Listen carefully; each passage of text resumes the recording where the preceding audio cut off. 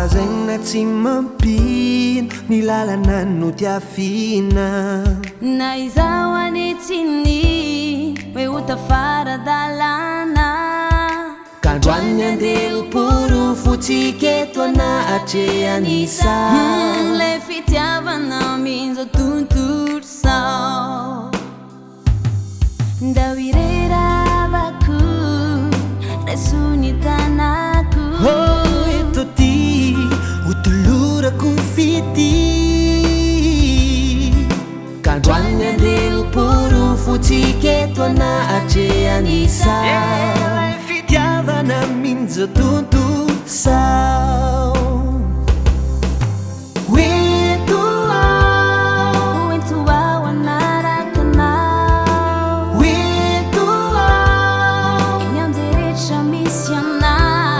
Mandraky izay ny voadiko ianao andify mandriko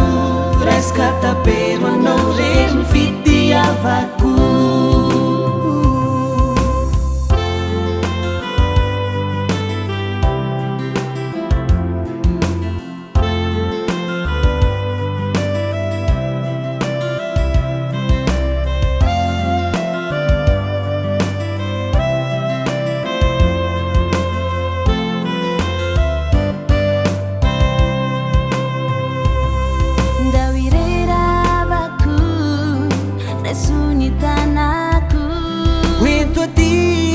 hotolorako fity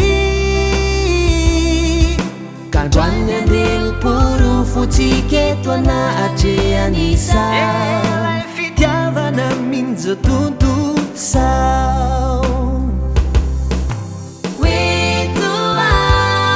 oetoao anarakanao iny amizay rehetra misy ana mandraky izay ny voadiko resaka tapero anao reny fitiavako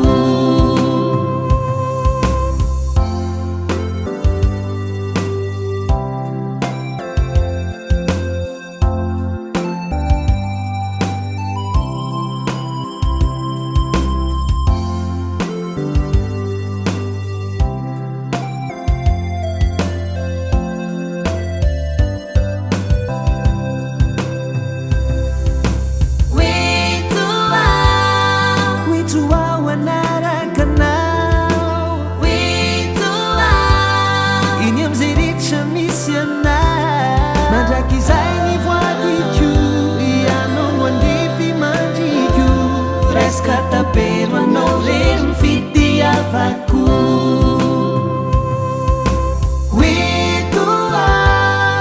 oetoao anarakanao